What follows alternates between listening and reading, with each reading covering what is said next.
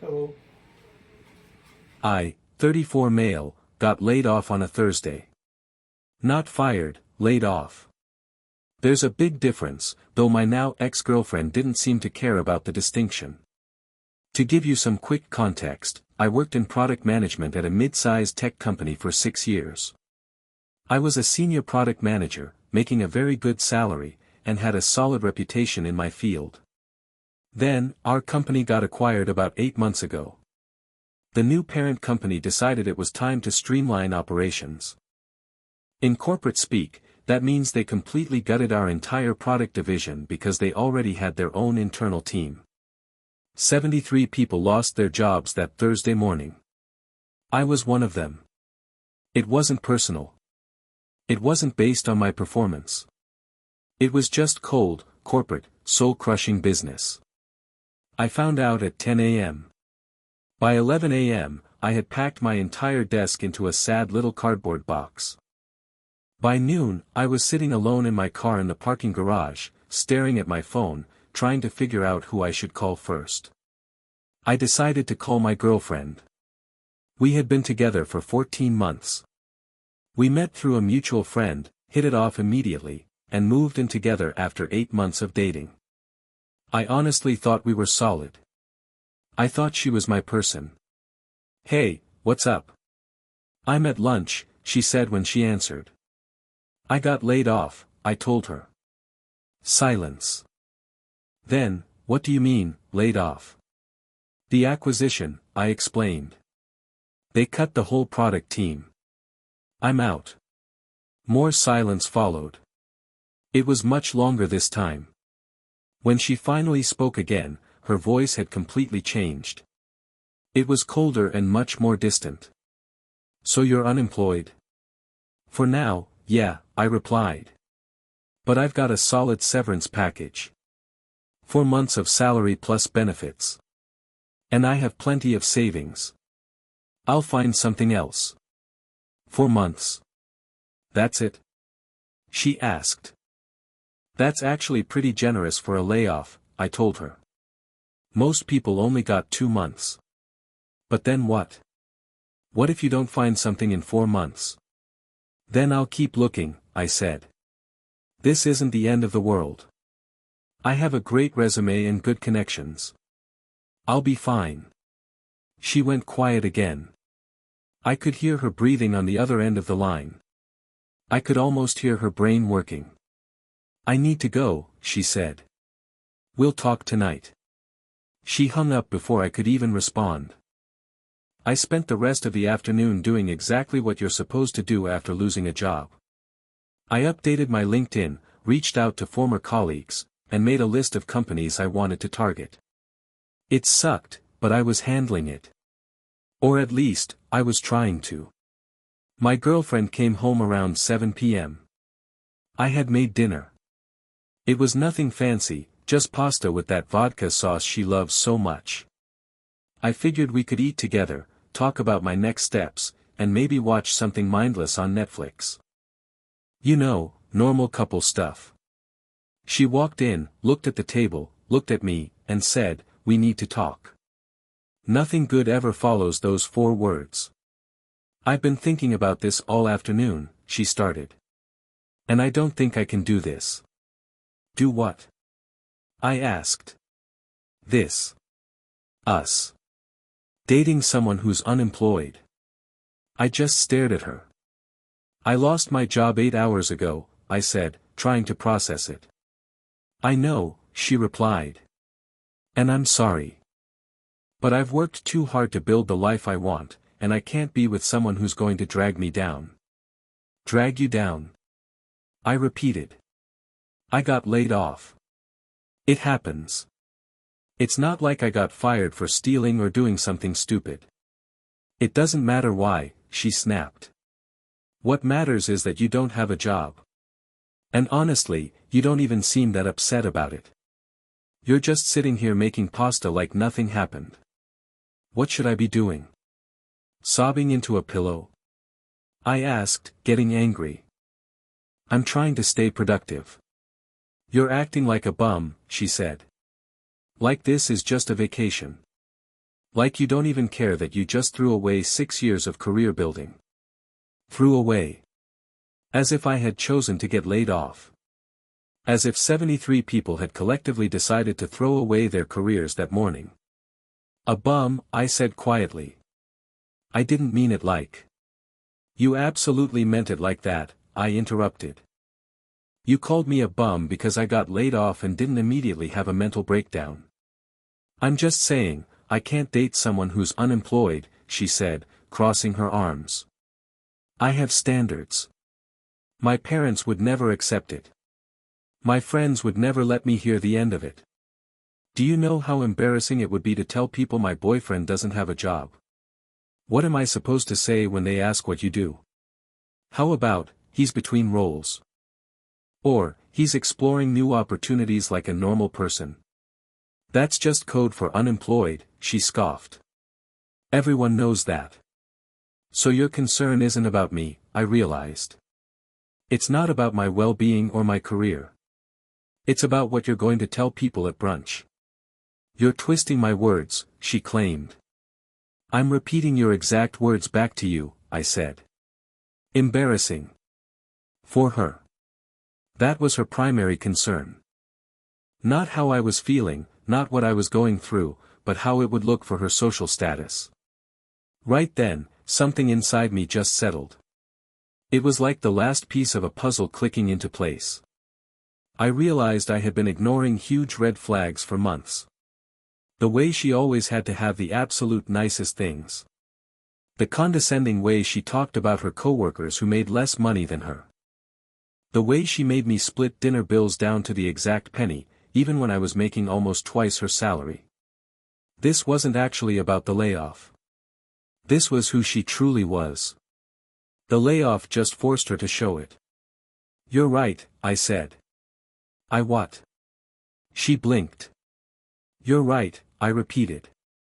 You shouldn't date someone who's unemployed. You should be with someone who meets your standards. And clearly, I don't.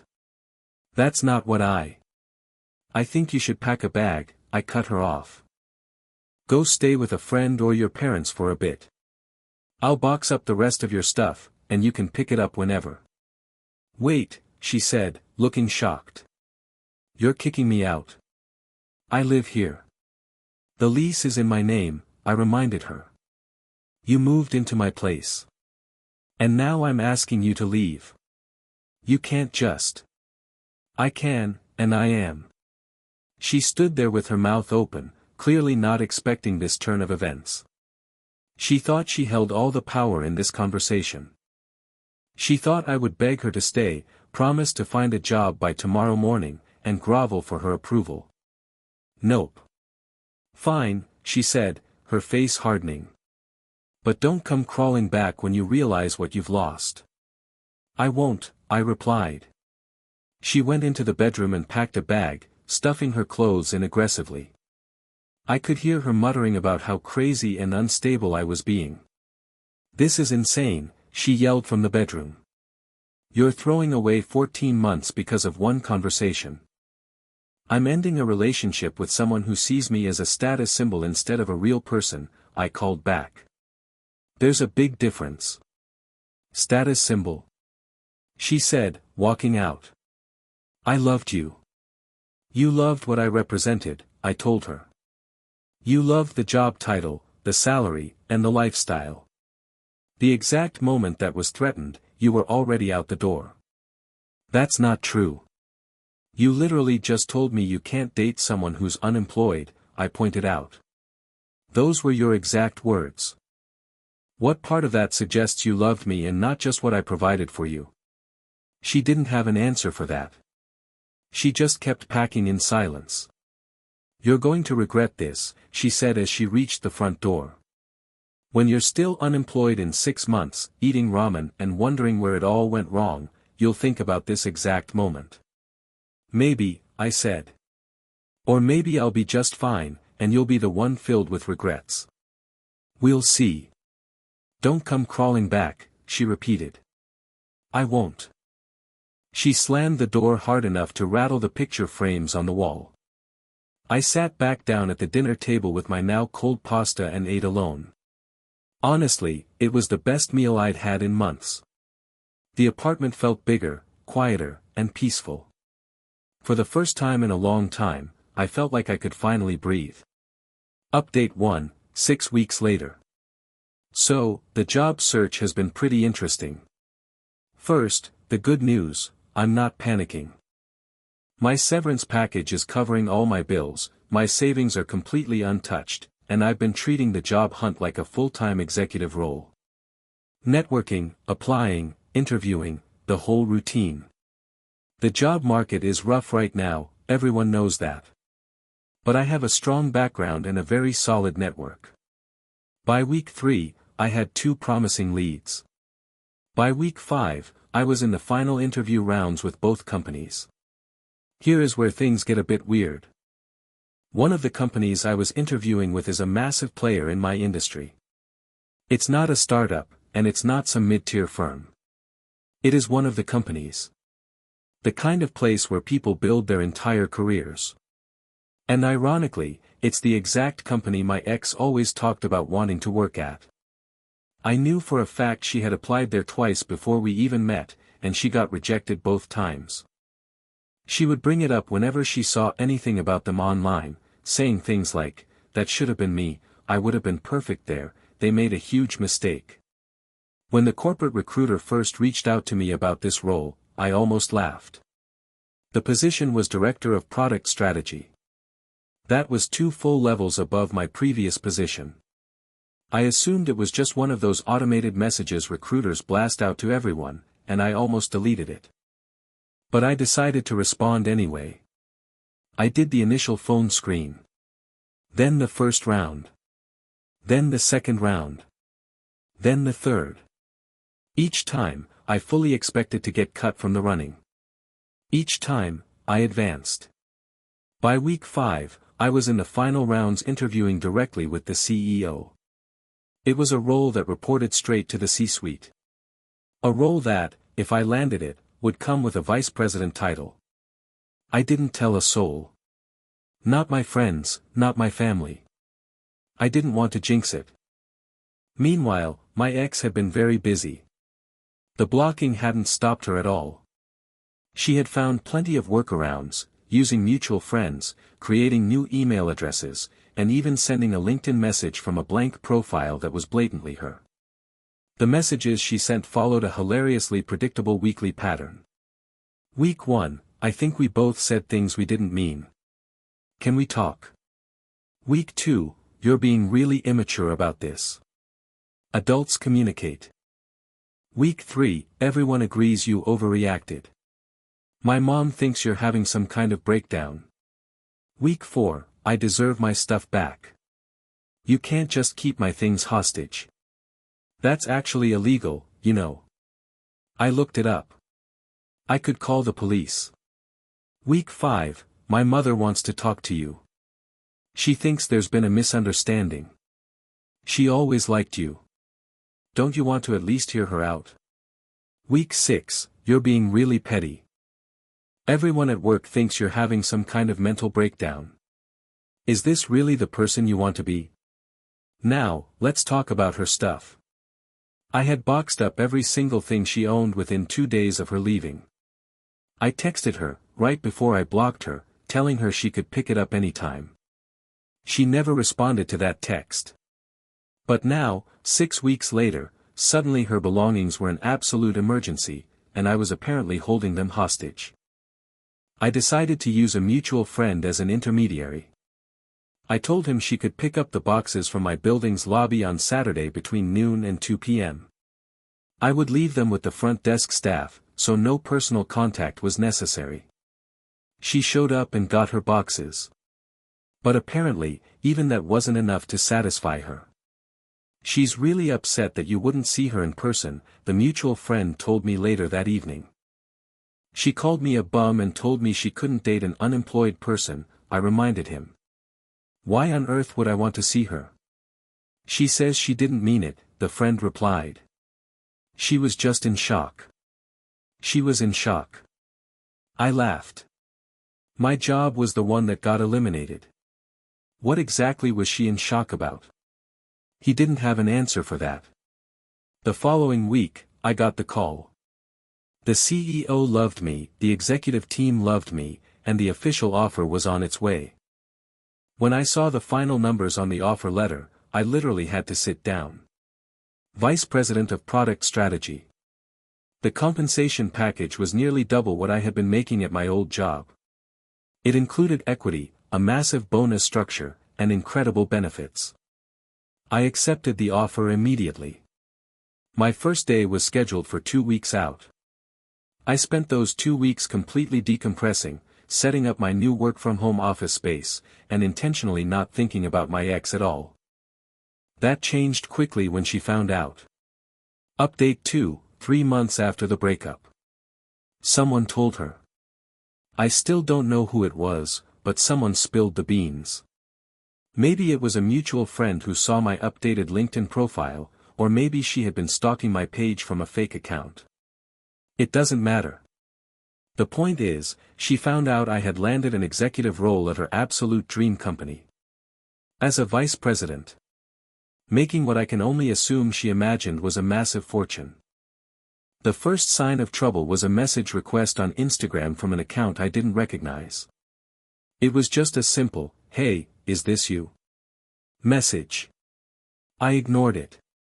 Then came an email directly to my personal address, "Congratulations on the new role. Can we talk?" I didn't respond to that either. Then, exactly 3 months to the day after she had called me a bum and walked out of my life, my phone rang. It was an unknown number. I almost didn't answer it, but I was expecting a call from my apartment building's front desk about a heavy package. "Hello?" I said. "Oh my God, you actually picked up," her voice replied. It was instantly recognizable, and instantly unwelcome. "How did you get this number?" I asked coldly. "I blocked you." "I borrowed a friend's phone," she admitted. "Look, I just wanted to call and say congratulations." "Seriously? I always knew you'd land on your feet." "You called me a bum," I reminded her. "I was upset," she quickly pleaded. "I was scared, and I handled the situation badly." "I know that now." "Great," I said. "Is that all?" "Actually, I was hoping we could meet up for coffee," she continued, her voice turning sweet. "There's something important I wanted to talk to you about." Every single instinct in my body told me to hang up the phone right then and there.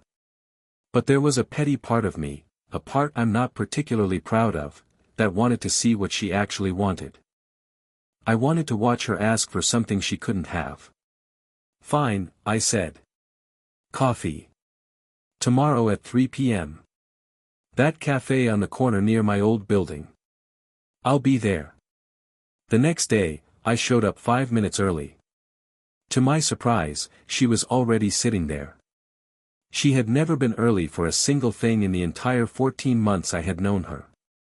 She looked different. She looked tired, like she hadn't been sleeping well. Her usual expensive designer handbag was nowhere to be seen. Instead, she just had a basic, cheap purse I had never seen before. "Thanks for meeting me," she said nervously as I sat down across from her. "What do you want?" I asked, cutting right to the chase. "Straight to business, okay," she said, taking a deep breath. "I heard you're at the company now. Vice President of Product." "I am," I replied. "That's amazing, really," she smiled. "I always said you were incredibly talented." "You said I was a bum," I corrected her. "I was wrong," she said quickly, fidgeting with her coffee cup. "I was stupid, and I panicked. I didn't respond.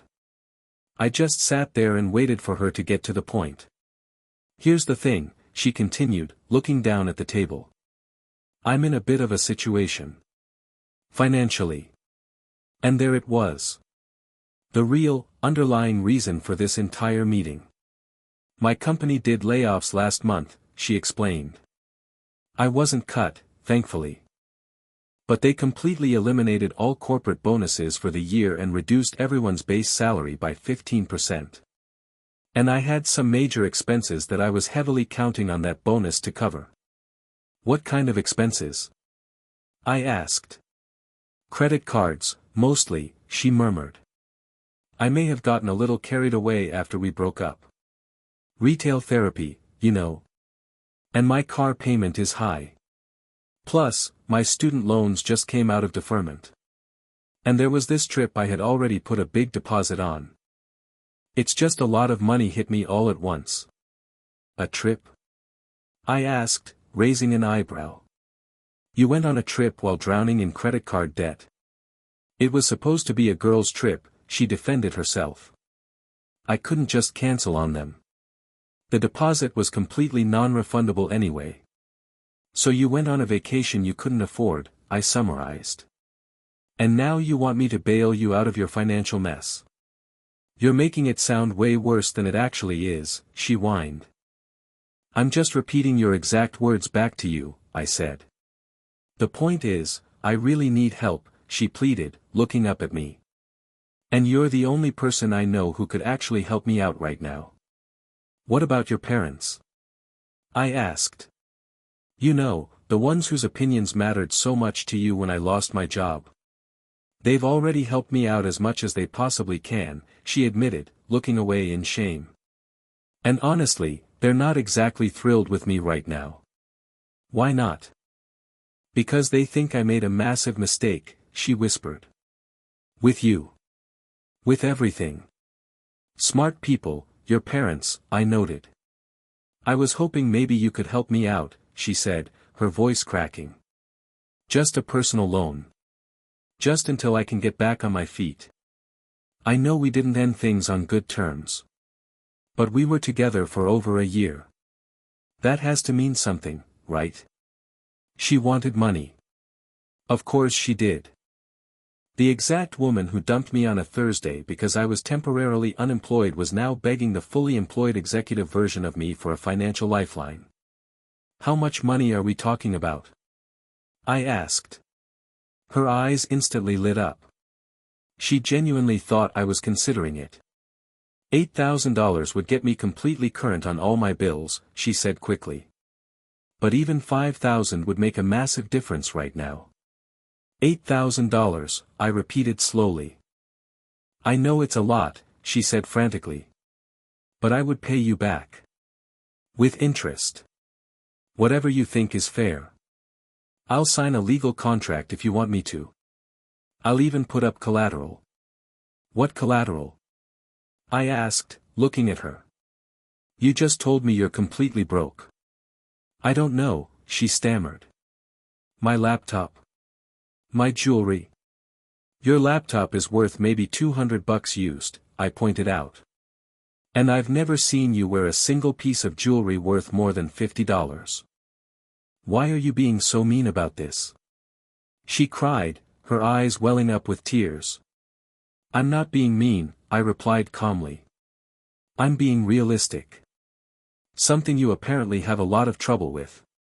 I took a slow sip of my coffee, letting the awkward silence stretch out as long as possible. I watched her squirm in her seat. The answer is no, I said. The hope completely drained from her face like water through a sieve. What? She whispered. No, I repeated. I'm not giving you any money. Not 8,000. Not 5,000. Not even $100. But you can easily afford it now. She protested. You're a vice president. You probably make more money in a single month than I make in 6 months. And I earned every single penny of it, I told her. While you were busy calling me a bum, I was out networking.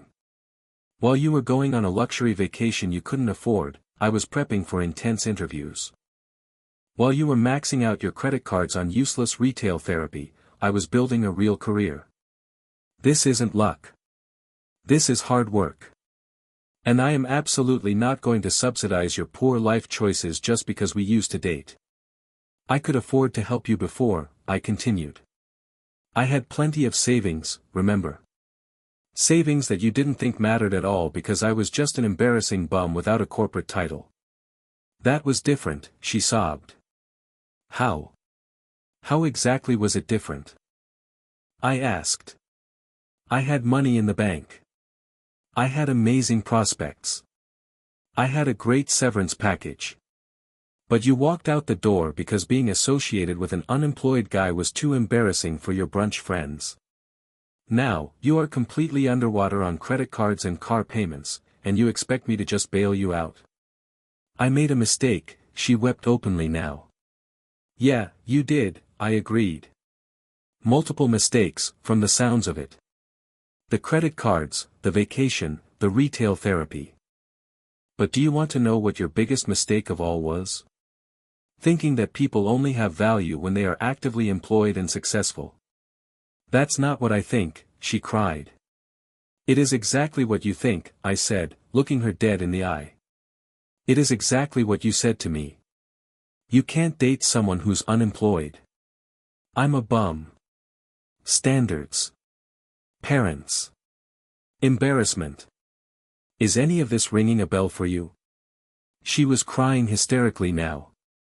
Tears were rolling down her face, and her mascara was running down her cheeks. Please, she whispered, looking completely defeated. I don't know what else to do. I didn't say another word. I just stood up, threw a $5 bill onto the table to cover my coffee, turned my back, and walked out into the afternoon sun without ever looking back. Bye bye.